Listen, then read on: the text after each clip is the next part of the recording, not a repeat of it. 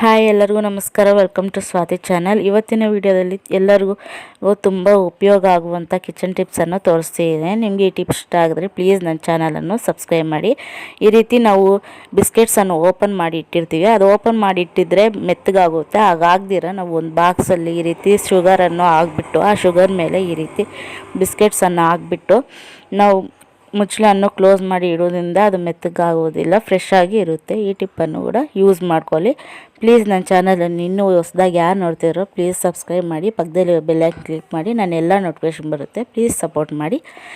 Next tip ಬಂದುಬಿಟ್ಟು ನಾವು ನೈಲ್ಸನ್ನು cut ಮಾಡ್ಕೊತಾ ಇರ್ತೀವಿ. ಒಂದೊಂದು ಟೈಮಲ್ಲಿ ನಾವು ನೈಲ್ಸನ್ನು ಕಟ್ ಮಾಡೋದು ಮರ್ತೋಗ್ತೀವಿ. ಎಲ್ಲಾದರೂ ಹೋದಾಗ ನಾವು ಅರ್ಜೆಂಟಲ್ಲಿ ನೈಲ್ಸನ್ನು ಕಟ್ ಮಾಡ್ಕೊಳ್ಳಲ್ಲ. ಅಂಥ ಟೈಮಲ್ಲಿ ಈ ರೀತಿ ನೈಲ್ಸ್ ಕಟರನ್ನು ಈ ರೀತಿ ಒಂದು ಬಾಕ್ಸಲ್ಲಿ ಹಾಕ್ಕೊಂಡು ಹೋಗೋದ್ರಿಂದ ಮತ್ತೆ ಹೋಗ್ತಾ ಹೋಗ್ತಾ ಎಲ್ಲಾದರೂ ನಾವು ನೈಲ್ಸನ್ನು ಈ ರೀತಿ ಬಾಕ್ಸಲ್ಲೇ ಕಟ್ ಮಾಡ್ಕೊಂಡ್ಬಿಟ್ಟು ಅದನ್ನು ಹ್ಯಾಂಡ್ ಬ್ಯಾಗಲ್ಲಿ ಇಟ್ಕೊಂಡು ಮತ್ತೆ ಎಲ್ಲಾದರೂ ಡಸ್ಟ್ಬಿನ್ ಸಿಕ್ಕಿದ್ರೆ ಅಲ್ಲೇ ಹಾಕ್ಕೋಬೋದು. ಇಲ್ಲಾಂದರೆ ಮನೆಗೆ ಬಂದ ಮೇಲೆ ಡಸ್ಟ್ಬಿನಲ್ಲಿ ಬಿಸಾಕ್ಬೋದು. ಈ ಟಿಪ್ಪನ್ನು ಕೂಡ ಯೂಸ್ ಮಾಡ್ಕೊಳ್ಳಿ. ಈ ಟಿಪ್ ಕೂಡ ತುಂಬ ಹೆಲ್ಪ್ಫುಲ್ ಆಗುತ್ತೆ.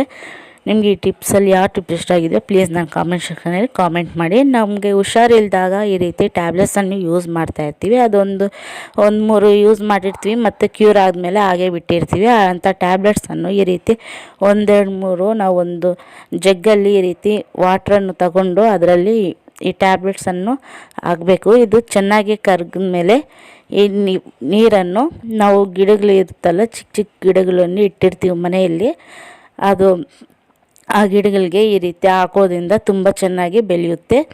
ಈ ಟಿಪ್ಗಳನ್ನು ಯೂಸ್ ಮಾಡ್ಕೋಬೋದು. ನೆಕ್ಸ್ಟ್ ಟಿಪ್ ಬಂದು ನಾವು ಈ ರೀತಿ ಒಂದು ಬಾಕ್ಸಲ್ಲಿ ಟೇಪನ್ನು ಫೋಲ್ಡ್ ಮಾಡಿ ಇಕ್ಕಿರ್ತೀವಿ. ಆದರೂ ಕೂಡ ಅದು ಚಿಕ್ಸ್ಕೊಂಡ್ಬಿಟ್ಟು ಒಂದಕ್ಕೊಂದು ಅಟ್ಯಾಚ್ ಆಗಿರುತ್ತೆ ಮತ್ತು ಬೇಗ ಬರೋದಿಲ್ಲ.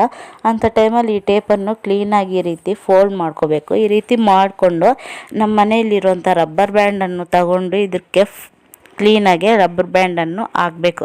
ಈ ರೀತಿ ಹಾಕಿರೋದನ್ನು ನಾವು ಬಾಕ್ಸಲ್ಲಿ ಇಡೋದ್ರಿಂದ ನಮಗೆ ಬೇಗನೂ ಸಿಗುತ್ತೆ ಮತ್ತು ಒಂದಕ್ಕೊಂದು ಅಟ್ಯಾಚ್ ಆಗೋಲ್ಲ, ನಮಗೆ ಬೇಗನೂ ಸಿಗುತ್ತೆ. ಈ ರೀತಿ ನಾನು ಫೋಲ್ಡ್ ಮಾಡಿ ಆ ಬಾಕ್ಸಲ್ಲಿ ಇಟ್ಕೊತೀನಿ. ನೆಕ್ಸ್ಟ್ ಟಿಪ್ ಬಂದುಬಿಟ್ಟು ನಾವು ಚಿಕ್ಕ ಮಕ್ಕಳಿಗೆ ಈ ರೀತಿ ಪ್ಯಾಂಟನ್ನು ಹಾಕ್ತಾ ಇರ್ತೀವಿ. ಅದು ವೇಸ್ಟ್ ಆಗಿರೋಂಥ ಅರ್ಧೋಗಿರೋಂಥ ಪ್ಯಾಂಟ್ಸನ್ನು ಈ ರೀತಿ ಕೆಳಗಡೆ ಒಂದು ಕ್ಲಾತ್ ಕೊಟ್ಟಿರ್ತಾರೆ. ಆ ಕ್ಲಾತನ್ನು ಕಟ್ ಮಾಡಿಕೊಂಡು ನಾವು ಯಾವ ರೀತಿ ಯೂಸ್ ಮಾಡ್ಕೋಬೇಕಂತ ಈ ವಿಡಿಯೋದಲ್ಲಿ ತೋರಿಸ್ತಿದ್ದೀನಿ. ವೇಸ್ಟ್ ಆಗಿರೋಂಥ ಒಂದು ಸಿಂಗಲ್ ಬ್ಯಾಂಡ್ ಇರುತ್ತಲ್ಲ, ವೇಸ್ಟ್ ಆಗಿರೋದು, ಆ ಬ್ಯಾಂಗಲನ್ನು ಈ ರೀತಿ ಆ ಕ್ಲಾತ್ ಒಳಗಡೆ ಈ ರೀತಿ ಇಟ್ಬಿಟ್ಟು ಚೆನ್ನಾಗಿ ಒಳಗಡೆಯಿಂದ ನಾವು ಈ ರೀತಿ ಸ್ಟಿಚಸ್ ಹಾಕ್ಕೋಬೇಕು. ಈ ರೀತಿ ಸ್ಟಿಚಸ್ ಹಾಕ್ಕೊಂಡು ಆ ಬಲೆಯನ್ನು ನಾವು ಯಾವ ರೀತಿ ಯೂಸ್ ಮಾಡ್ಕೋಬೇಕಂತ ತೋರಿಸ್ತೀನಿ.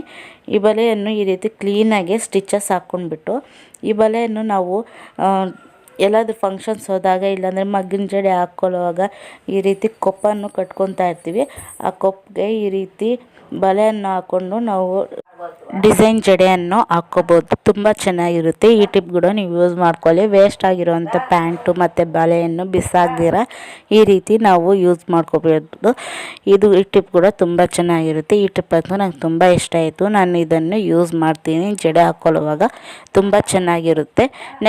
ನಾವು ಈ ರೀತಿ ಸ್ಟೀಲ್ ಬಾಕ್ಸನ್ನು ಯೂಸ್ ಮಾಡ್ತಾ ಇರ್ತೀವಿ. ಅದು ಅವಾಗವಾಗ ತೊಳೆದಿದ್ರು ಕೂಡ ಅದ್ರ ಮೇಲೆ ಧೂಳು ಅನ್ನೋದು ಸೇರಿಕೊಂಡಿರುತ್ತೆ. ಅಂಥ ಟೈಮಲ್ಲಿ ನಾವು ಈ ರೀತಿ ಒಂದು ಬೌಲಲ್ಲಿ ಈ ರೀತಿ ಒಂದು ಚಿಕ್ಕ ಕ್ಲಾತನ್ನು ತಗೊಂಡು ಕ್ಲೀನಾಗಿ ಒರೆಸ್ಕೋಬೇಕು. ನಾವು ದಿನ ಈ ರೀತಿ ಒರೆಸ್ಕೊಳ್ಳೋದ್ರಿಂದ ಅದ್ರ ಮೇಲೆ ಧೂಳು ಅನ್ನೋದು ಬೀಳೋದಿಲ್ಲ. ಇಲ್ಲ ಹಾಗೆ ಬಿಟ್ಟಿದ್ರೆ ಧೂಳು ಅನ್ನೋದು ಬಿದ್ದು ಅದು ಜಿಡ್ಡಾಗಿ ಆಗೋಗುತ್ತೆ ಮತ್ತು ಅದನ್ನು ತೊಳೆಯೋದು ತುಂಬಾ ಕಷ್ಟ ಆಗುತ್ತೆ, ಟೈಮ್ ಕೂಡ ವೇಸ್ಟ್ ಆಗುತ್ತೆ. ಅಂಥ ಟೈಮಲ್ಲಿ ನಾವು ದಿನನಿತ್ಯ ಈ ರೀತಿ ಕ್ಲೀನ್ ಮಾಡ್ಕೊಳ್ಳೋದ್ರಿಂದ ಬಾಕ್ಸ್ಗಳು ಕ್ಲೀನಾಗಿ ಹೋಗುತ್ತೆ, ನಮ್ಮ ಟೈಮ್ ಕೂಡ ತುಂಬ ಸೇವ್ ಆಗುತ್ತೆ. ಈ ಟಿಪ್ ಕೂಡ ನೀವು ಯೂಸ್ ಮಾಡ್ಕೊಳ್ಳಿ. ನಿಮಗೆ ಈ ಟಿಪ್ಸಲ್ಲಿ ಯಾವ ಟಿಪ್ ಇಷ್ಟ ಆಗಿದೆ ಅಂತ ನಂಗೆ ಕಾಮೆಂಟ್ ಸೆಕ್ಷನಲ್ಲಿ ಕಾಮೆಂಟ್ ಮಾಡಿ. ಪ್ಲೀಸ್ ಸಪೋರ್ಟ್ ಮಾಡಿ. ನಾವು ಈ ರೀತಿ ಸ್ಟೀಲ್ ಬಾಕ್ಸನ್ನು ಯೂಸ್ ಮಾಡ್ತಾ ಇರ್ತೀವಿ. ಅದೊಂದೊಂದು ಕ್ಯಾಪ್ಸು ಟೈಟಾಗಿರುತ್ತೆ, ಬೇಗ ತೆಗಿಯೋದಕ್ಕೆ ಆಗೋದಿಲ್ಲ. ಬೇಗ ತೆಗಿಯೋದಕ್ಕೆ ಹೋದರೆ ಉಗುರೆಲ್ಲ ನೋವುತ್ತೆ. ಅಂಥ ಟೈಮಲ್ಲಿ ನಾವು ಯಾವ ರೀತಿ ಓಪನ್ ಮಾಡಬೇಕು ಅಂತ ಈ ಟಿಪ್ಪನ್ನು ತೋರಿಸ್ತೀನಿ. ಈ ರೀತಿ ನಮ್ಮ ಮನೆಯಲ್ಲಿ ಸ್ಪೂನ್ಸ್ ಅನ್ನೋದು ಇರುತ್ತೆ. ಆ ಸ್ಪೂನ್ಸನ್ನು ಈ ರೀತಿ ಕ್ಯಾಪ್ಗೆ ಅದು ಸುತ್ತು ಈ ರೀತಿ ತೆಗಿಯೋದ್ರಿಂದ ಕ್ಲೀನಾಗಿ ನಮಗೆ ಈಸಿಯಾಗಿ ಓಪನ್ ಆಗುತ್ತೆ. ನಮ್ಮ ಕೈ ಅನ್ನೋದು ನೋವುದಿಲ್ಲ, ಟೈಮ್ ಕೂಡ ತುಂಬ ಸೇವ್ ಆಗುತ್ತೆ ಮತ್ತು ತುಂಬ ಈಸಿಯಾಗಿ ನಮಗೆ ಈ ಕ್ಯಾಪ್ ಅನ್ನೋದು ಓಪನ್ ಆಗುತ್ತೆ. ನಿಮಗೆ ಈ ಟಿಪ್ಸಲ್ಲಿ ಯಾವ ಟಿಪ್ ಇಷ್ಟ ಆಗಿದೆ ಅಂತ ನಂಗೆ ಕಾಮೆಂಟ್ ಮಾಡಿ. ಆ್ಯಂಡ್ ಪ್ಲೀಸ್ ಲೈಕ್ ಮಾಡಿ, ಶೇರ್ ಮಾಡಿ, ಕಾಮೆಂಟ್ ಮಾಡಿ. ನನ್ನ ಚಾನಲನ್ನು ಸಬ್ಸ್ಕ್ರೈಬ್ ಮಾಡೋದನ್ನು ಮರಿಬೇಡಿ. Thanks for watching and please support my channel.